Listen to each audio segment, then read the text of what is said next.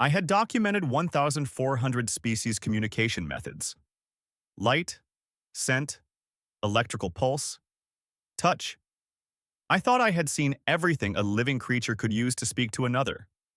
I had never encountered a species that weaponized air pressure to make strangers weep. The assignment was simple observation in a designated green sector called a park. Golden atmospheric refraction bathed the area in pleasant light. But my dermal sensors were immediately agitated. The ground was humming. Not a seismic event, a localized rhythmic displacement of air and soil. I will be honest, what I documented that afternoon broke 3 galactic observation protocols: scanner, reading, localized kinetic anomaly. Detected. Radius, 40 meters. Source, unknown.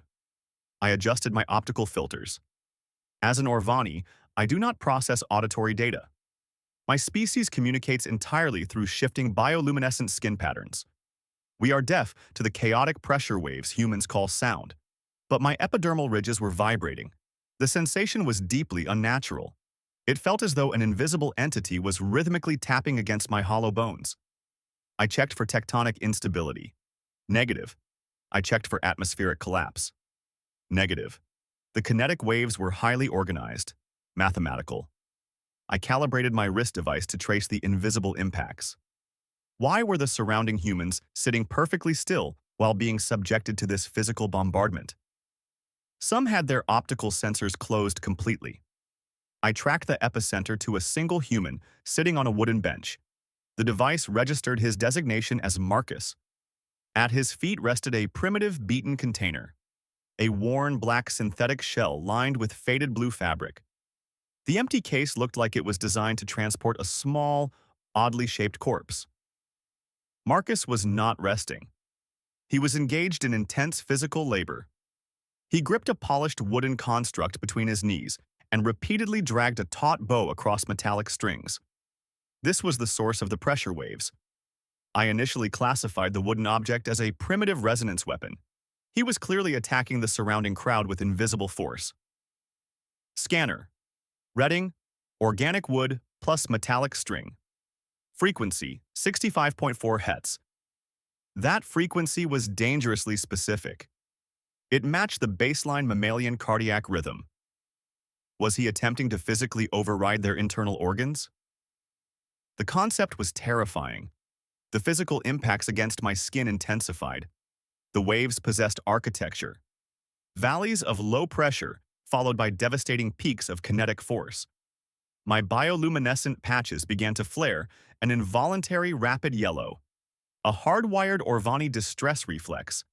I was losing control of my own surface communication. Scanner reading. Pattern detected.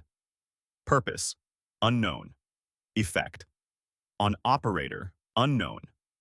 I watched Marcus. He was sweating. His facial features contorted in what appeared to be severe agony. He kept his eyes pinched shut and jaw tight. He was clearly injuring himself to operate the device.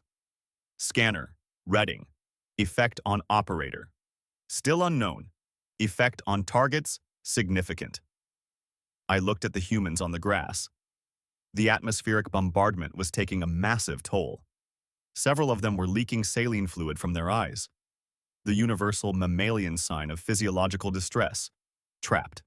But nobody fled. A small canine animal lay completely immobilized by the vibrations, its head resting on its paws. The weapon was pacifying the entire sector. Audio log appended. I stated into my wrist device, my vocal processor straining. The kinetic assault has deepened significantly. The human has leaned forward, dragging the bow with increased velocity. The wooden shell is roaring. The pressure waves have hit my central node. 65.4 Hz.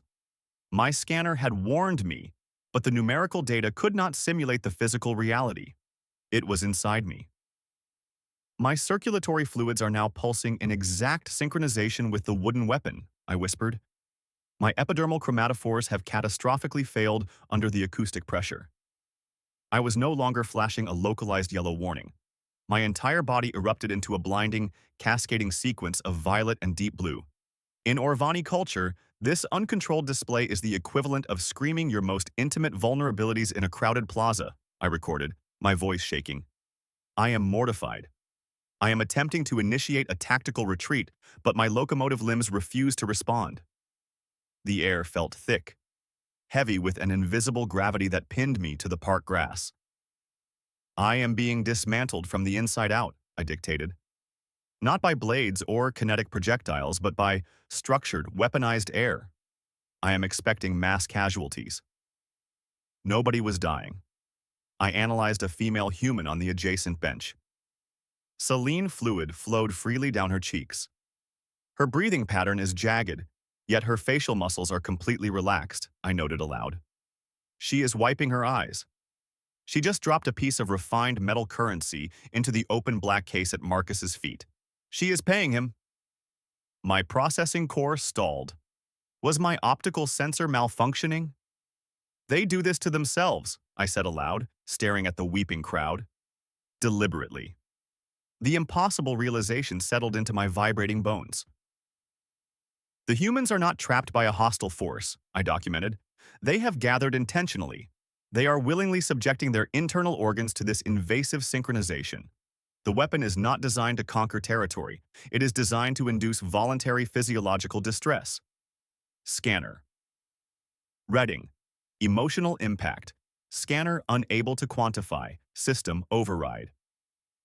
They called it music. It was the most terrifying, masochistic social custom I had ever witnessed in the galaxy.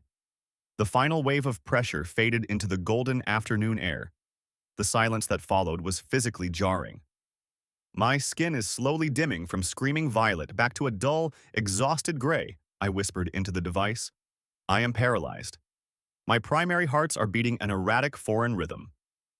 Marcus lowered the wooden construct. He carefully wiped down the metallic strings with a small cloth. He looked up and noticed me sitting perfectly rigid on the grass, my bioluminescence still faintly pulsing. He did not run. He did not call for local enforcement. He simply smiled, an expression of quiet understanding. Heavy, isn't it? Marcus said softly. Gets me every time. I looked at the black synthetic shell on the ground. It is no longer a container for a primitive weapon, I recorded quietly. It is a vessel for something I cannot measure. Something that can reach inside a biological entity and rewrite its internal rhythm without breaking the skin. I did not want to leave it. I moved closer and sat next to the open case in silence. Marcus finished playing. He nodded at me once. I nodded back. I did not have the report language for what had happened. My skin was still glowing. I left the case file open on my device for 6 standard hours afterward. Cursor blinking on the field marked purpose of observed behavior. I never filled it in,